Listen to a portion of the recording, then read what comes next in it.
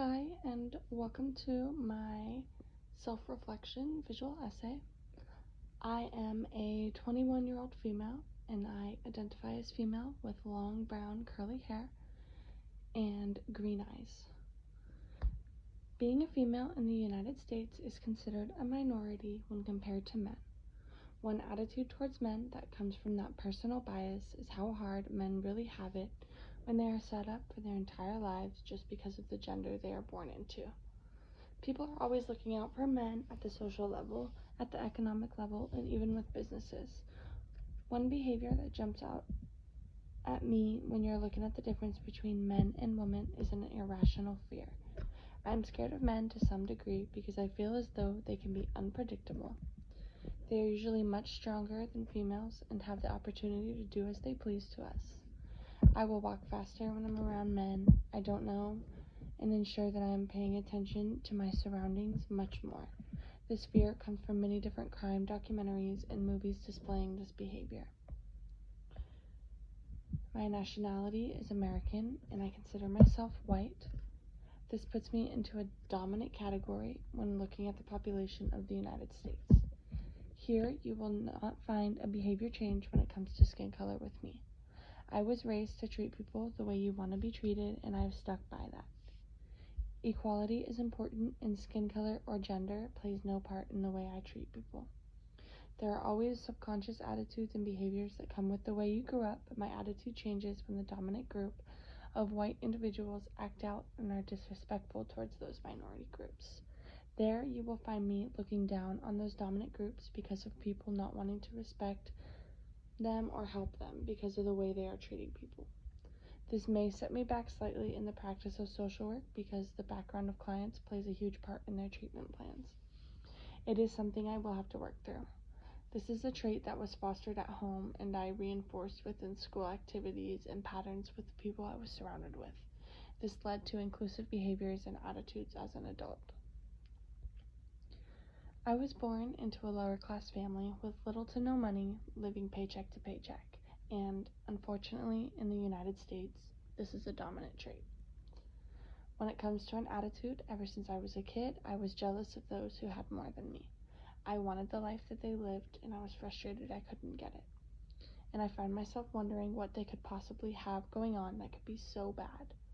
When I catch myself having these feelings, I remind myself that you never know what someone is going through, and money is not always the key to happiness. I will have to learn to suppress these thoughts. One behavior that stands out towards that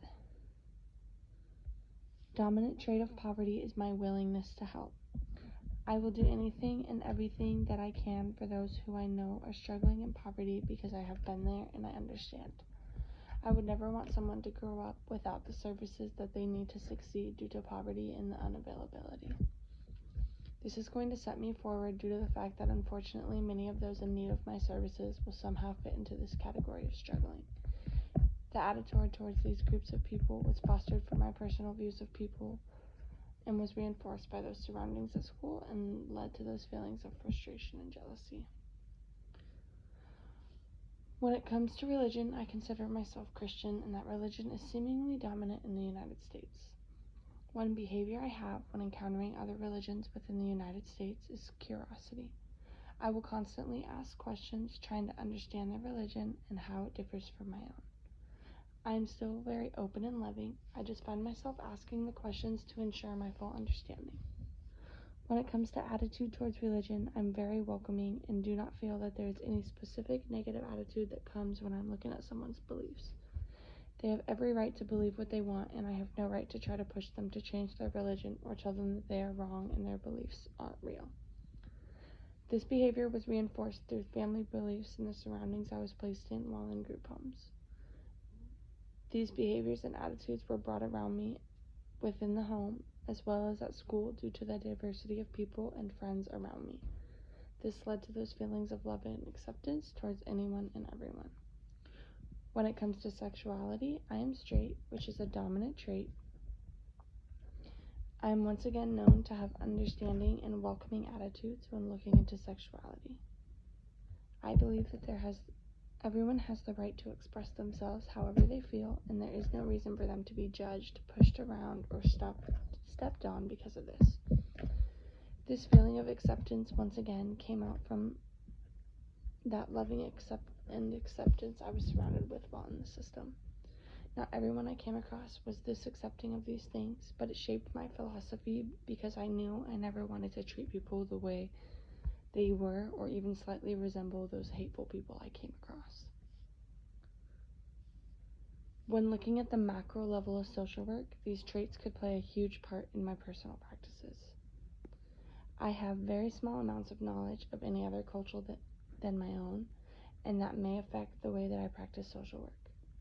I would need to take the time to learn about every single culture that I come across and insert myself within these cultures to gain that comprehensive understanding to help within each culture to the best of my ability. That being said, it is important that I recognize the concern and I find ways to submerge myself in a healthy and respectful way to ensure I do not offend anyone and ensure I am respecting that culture even with little amounts of knowledge. When looking at the meso level of social work, similarly to the macro level, each population is different, and without being submerged within this population and taking the time to fully learn and understand how they function, learn, and struggle to help them with every aspect of their needs. This level of social work will take the most research and time for me, as there are so many different types of people, communities, and concerns within those subcategories. After all of this, it will also be important for me to ensure there are no mix-ups and I am able to ensure that each population gets what they need from me when they need it. At the micro level is where it becomes the most personable. Each person is going to want to feel personally connected to you, and that may be a struggle when all you know is just one culture, language, religion, or even nationality. Each person's brain is weird in a unique way, and their struggles may be smaller or bigger and catastrophic to them. It will be important to hold composure and really just make sure that the client is feeling heard, as well as that feeling like they can trust you to help them in the best way possible in that moment. Without that exposure, it may be a little bit harder to create those genuine relationships and ensure the client is comfortable enough to relay to you those vulnerable needs and concerns. Another aspect of the micro level will always be crisis management in a social work profession.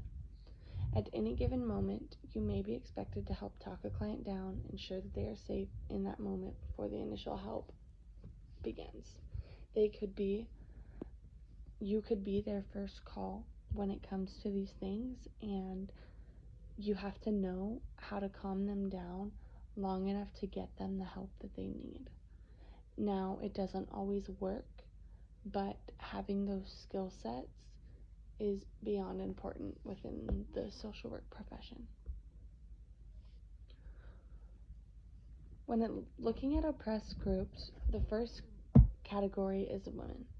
My view and attitudes towards women continue to move up, and I continue to gain respect for them in all that they do. They are beyond oppressed, and they continue to rise above and succeed. For example, the Roe v. Wade turned over a woman's rights to their body. With this turnover, there are so many different things that will be limited. For example, in 13 states, safe abortions will no longer be available, and even specific birth control options will be limited. If this right was this easy to take over, what comes next? And even though this is really a hard time for women, through this you will find women standing together and succeeding in the business world as single moms and in the social aspect of our world. Overall, it will continue to be utmost respect for women in our society and how they continue to thrive even with all odds against them. They are main providers for our children. They continue to make life within their bodies. They thrive in the business world and they thrive socially, and they work hard every single day for what they have, even with as many things working against them. No matter what happens, you will always find them standing back up again and trying again. The next community that is affected are LGBTQ communities. My views and attitudes toward the LGBT community will also continue to be loving and accepting, as the world brings on along a lot more hatred. I have learned throughout this course that they actually go through more than what the media shows, and it's not always easy to find a solution for those major issues. This community requires many allies, love, and support, and they need to work twice as hard for the bare minimum of equality, let alone everything else they may need within this world, such as social acceptance, love, work. And within my practice, you will always find that love and support to ensure they receive everything they deserve in this world when a society begins to fail them.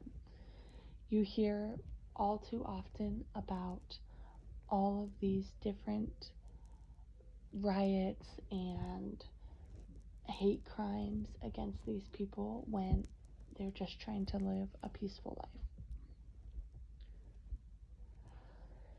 Now we will look at the dominant groups. The first group is going to be men. My attitude towards men will probably always stay the same. Yes, there are some who will be against the odds and go against every behavior I've ever seen men exhibit, with every single concern of men attempting to control women and hold women back has continued at a steady rate. Although I feel this way towards men and my personal opinion may not change, my professional opinion has. I have found that even through most men I encounter can be difficult, they still also struggle and need help and may not know how to ask for that help. They still have their own issues and that may require the help of a social worker, and I have no right to feel upset or angry towards them and deny that help that they desperately need. I found that behaviors and attitudes have changed drastically, and that respect is true and meaningful instead of faked for the professional act. Poor, lower class, and economy. Once again, the poor, lower class, unfortunately, is dominant, but every single day, the respect rises for this community. They struggle every single day to keep their heads above water and provide their families. And why? Usually because they can't get a stable job, and they still pay the bare minimum of bills and rent. Growing up in this community created a mutual respect and understanding for what they are going through, and allows me to see the struggle from an insider's point of view and find the right services to help that person.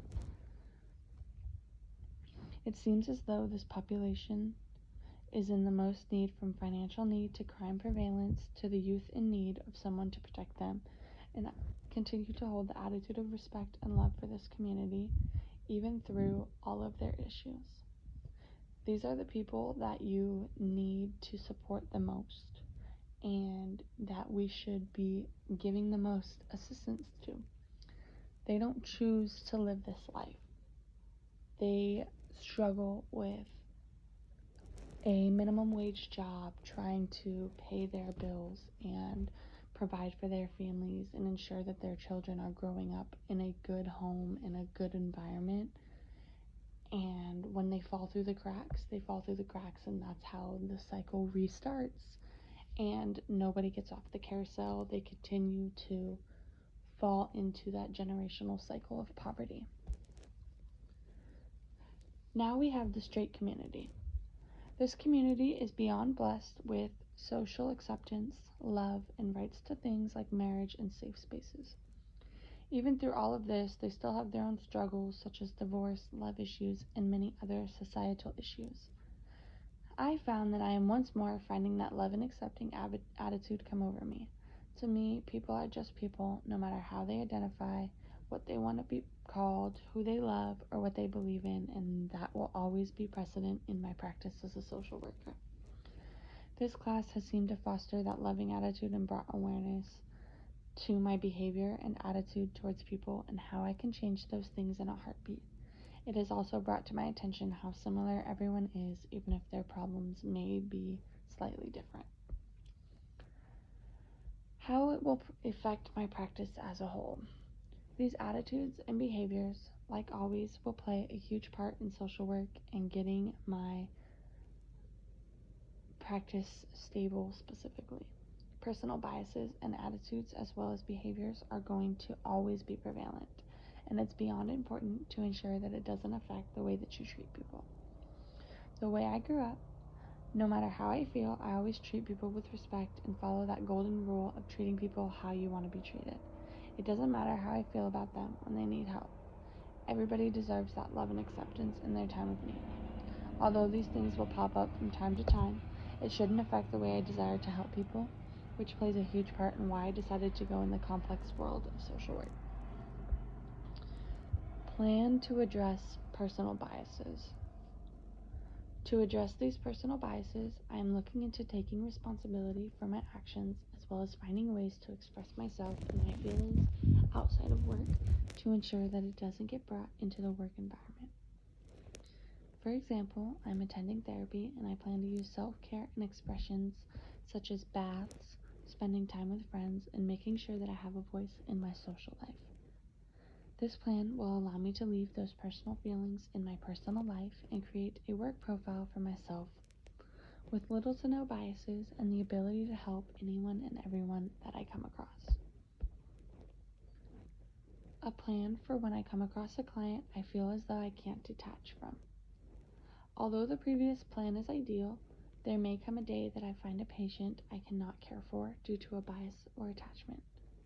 If I come across a client under this capacity in relation to me, the first thing I would do is speak with my supervisor. I am very self-aware and able to recognize if I come across a client like this. The next step after speaking with my supervisor is speaking with the client and explaining the situation in the best and professional way possible to ensure both parties understand and are ensured that they are being passed on to get the best care possible, because I, unfortunately, am unable to provide that.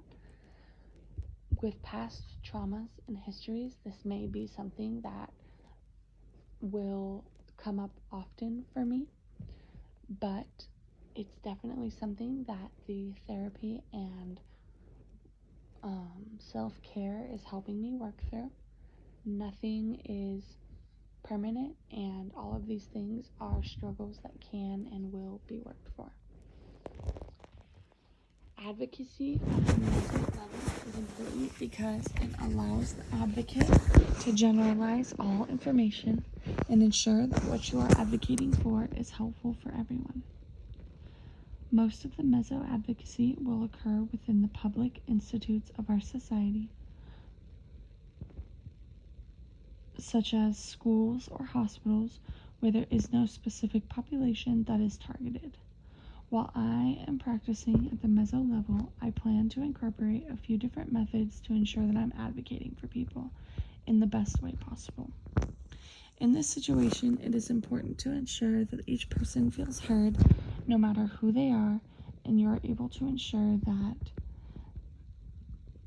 the services and systems I advocate are going to help every single person that walks in through the doors, no matter what their gender, race, religion, their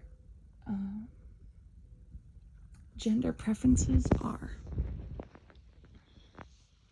This includes learning the different populations I am working with, learning what systems need to be changed or fixed, and what systems work within that program, and interventions that are going to work best for the specific populations that I encounter. Advocacy at the micro level usually looks much different.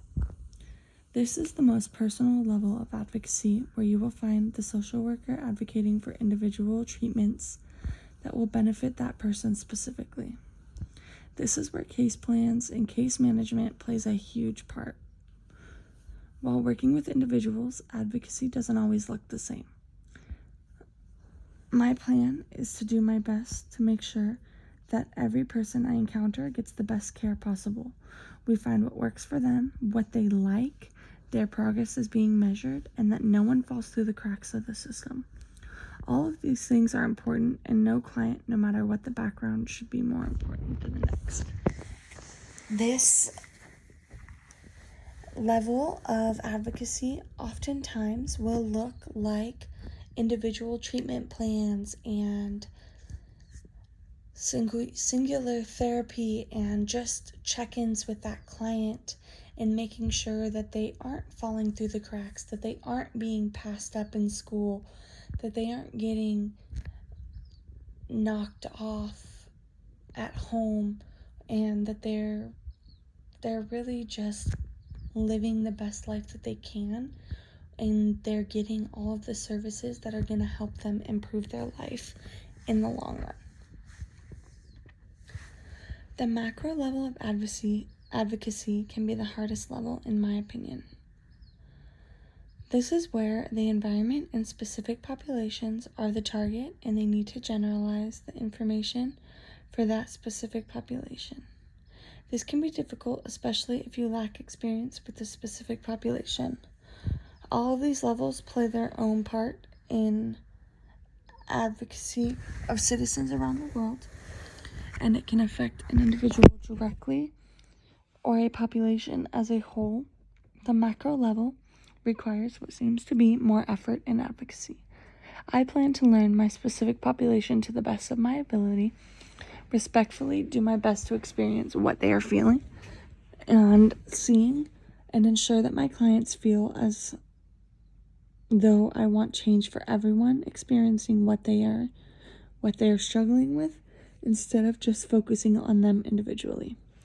This is important so that the individuals you are helping can reach out to those who aren't as brave to ask for help and explain to them what's going on, how they can get help, and it allows them to feel safe and know that they won't just be brushed off. This creates that relationship with the community instead of just the individual, and allows you to learn more about them, learn what they're really struggling with, how they open up, who needs help but won't ask for it, all of these things that you wouldn't get just by looking at the individual. As I grow within my practice, I have found that actually working with these individuals, no matter what my feelings are, is quite easy. I remind myself that no matter how I feel, they are individuals that deserve the same love and respect that I deserve. This allows me to completely change my mindset and advocate for whatever they need. Now, some things that they may need may not be reachable, but it doesn't mean that I can't try to get them what they feel that they need. This has become pretty easy for me because I have been at what seems to be rock bottom before, and no matter what my personal opinions are about the population, the person, their past, no one deserves to feel that low. As stated before, the hardest part about this profession is putting those personal feelings aside and making sure that people are getting the help that they deserve as a human being. I plan to continue to work on self-care, be a sponge when it comes to learning about anything and everything within populations and communities, or just methods of practice within the social work career, or feel differently about, to take away that bias and really see what they go through, because until you really know about it, the opinions that you have are stereotypes. All of the things talked about are designed to help me help individuals on the daily within my career as a social worker, and really ensure that every community that I touch comes out a little bit stronger. Thank you.